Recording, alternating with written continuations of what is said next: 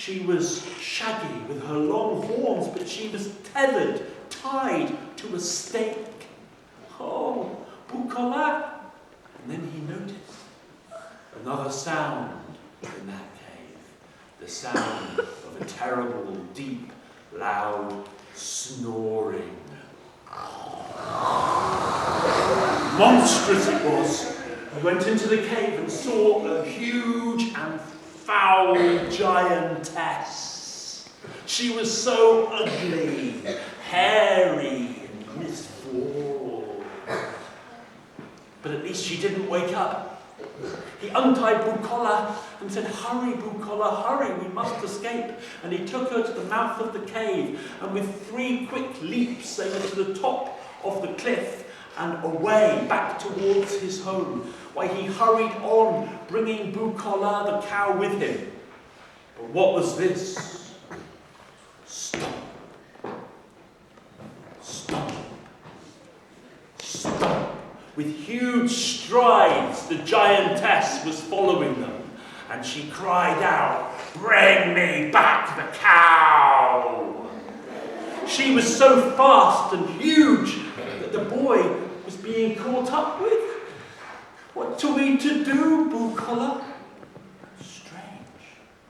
The first time ever, Bukola spoke.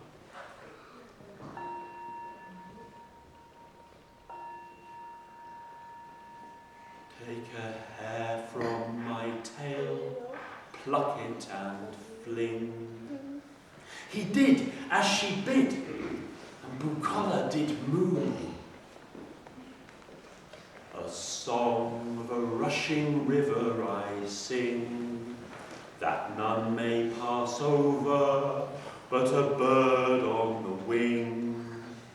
And between them and the ogress there appeared a mighty river, rushing, spinning forth. So wide and deep was that river that the giantess could not cross. And on the boy and Bukola they hurried, but behind them he heard, "Fetch my big black bull." And a servant, a small giant, came running forward, pulling a big black bull by the nose ring. And the bull, huge and mighty, put its mouth to the river and began to drink.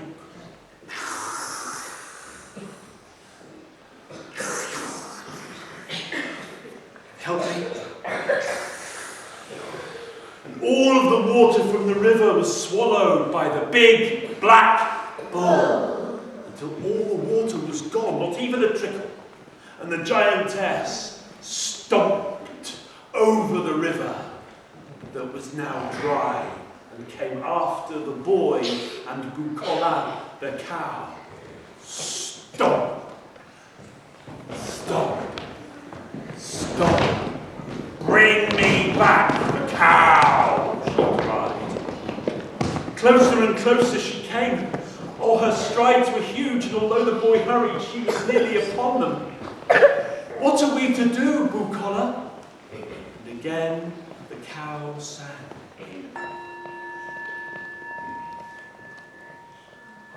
Take a hair from my tail, pluck it and fling. He did as she bid, and Bukola did move. The song of a blazing fire I sing, that none may pass over, but a bird on the wing. And suddenly between them and the giantess was a huge and roaring fire. The flames leapt towards the sky. So high was burning that the giantess could not cross. And the boy hurried on with Bukola, and behind him he could hear her shout, "Bring me my big black bull." Well, the little giant came running forward with the big black bull, and the big black bull came to the roaring flames and opened its mouth, and out spurted the water that the big black bull had drunk from the river, spraying the flames until the flames were quenched, doused down, and were out. The terrible giantess with huge strides came after them. Stop! Stop! Stop! Bring me back my cow! On she came, so huge and mighty, with these long strides. She came ever closer, and the boy now ahead, beyond the icy waste, could see his home, that farm where his mother and father would be. He hurried on, but now the giantess so close behind, he could smell her foul breath. What are we to do, Bukola? Do you know what the cow sang? Take a hair from my tail, pluck it and fling. He did as she bid. Bukola did move.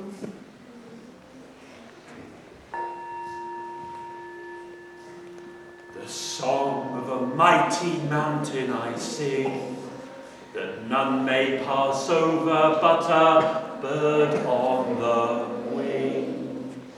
And suddenly, between him and the cow and the giantess behind, there rose huge and mighty a great mountain of stone. And on he hurried with Bukola the cow, but from behind they could hear the voice of the giantess. Bring me my drill. The little giant ran forward with the giantess's drill, and she began to bore a hole through the mountain of stone. So fast and hard she turned that drill, and the hole came right through the mountain to the other side. And the ogress put her face to the hole, and she could see there was the boy and Bukola the cow, and they had nearly reached the farmhouse. Oh, and in her rage, the giantess pulled herself into that hole and squeezed through the hole in the middle of the mountain, dragging herself forward. But when she got halfway, why, the ogress was too great, and the hole was too narrow, and she was stuck fast. Neither advancing could she go, nor retreating backwards. She remained there, yelling and crying out and roaring in the mountain, a bit like the noise you're going to make now. Until there in the mountain, that giantess turned to stone. And there she remains. And the boy and Bukola the cow, they reached home. Oh, and his mother and his father, they brought him into the house. You are no longer a boy, you are a fine young man, our son. Look what you have done. And Bukola the cow went and found her calf. And the calf drank its mother's milk. And that story, Bukola, comes from Iceland. Oh, you're so lucky here at Westover Green. We have celebrated traditional stories. Those are my favourite kinds of stories. I tell stories from all over the world, and I've told you two of my favourites this morning, one from England, one from Iceland. I wonder, yes, I think there's time for a little short story to finish off. Shall we have one little story to finish off? Let's. A story from another part of the world. This country in South America is called Venezuela.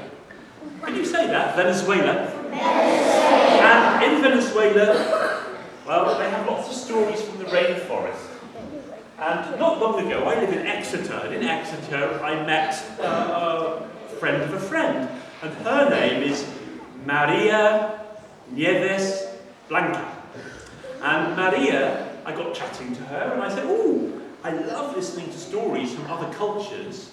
Do you know any good stories from Venezuela?" And this is the story that she told me. She told it to me so I can tell it to you. And I'm telling it to you so you can tell it to other people. Is that a deal? Let's see if you like the story first. It concerns Perrito. Perrito, the little dog. One day, Perrito wandered into the forest. So far into the forest, Perrito got lost. "Oh," said Perrito, "I've never had to survive on my own before. I've always been fed. However am I going to manage?" He was afraid. In the middle of the forest, he came to a pile of white bones. He sniffed at the bones, but as he sniffed, he could pick up the scent of another animal that was coming towards him from behind. It was the scent of the wild and dangerous panther. What am I to do? The panther's going to eat me. Then little dog had an idea. He licked the bones and he shouted out, "Oh, that panther was delicious. I wish I could have another one." Behind him, the panther jumped up in fear and fled for its life. Little dog was pleased. But high up in the branches, above his head, there was Monkey. "What's that little dog doing? Playing tricks on the panther. I'm the one who should play the tricks in this forest," said Monkey. "I'm going to go and tell tales on him. I'm going to go and tell that panther." And Monkey swung off through the trees to tell Panther. Little dog was still lost there in the forest. He was still next to that big pile of white gleaming bones when he picked up the scent. "Oh no, the panther is coming back. And what's this? Monkey as well." Sure enough, Monkey was riding on Panther's back, telling Panther where to go. Panther was furious at having been tricked. What did little dog do? "Oh, Perrito, little dog, what am I to do? I'm surely going to be eaten now." "What would you do?" And then he had an idea. He licked the white bones again and said, "Oh, I'm getting so hungry. I wish that monkey would bring the panther to me as he promised." The panther jumped up in the air and ran again with fear through the trees. Not just fear, but with anger. And I'll tell you, it was not the little dog that the panther had for his supper that day. Who did the panther have for his supper that day? The monkey! Now, Maria told me, don't be like the monkey and go round telling tales on people. Don't be like the panther and believe everything you hear. Be like little dog. Use your imagination.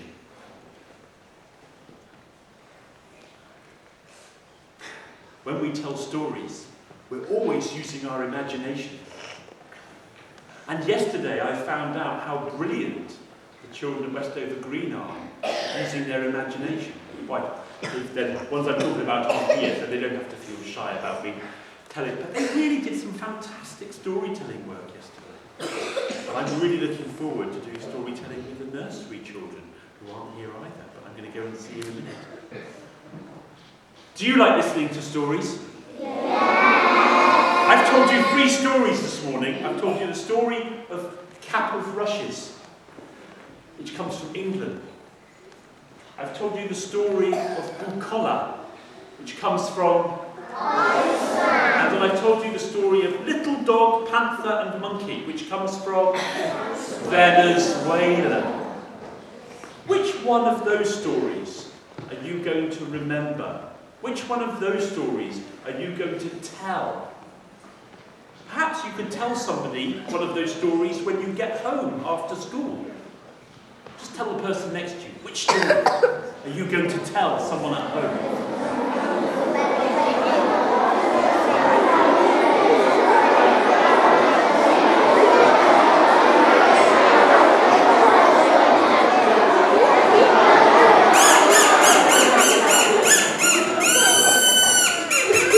Little Mouse has run, and my tales are done. Thank you very much.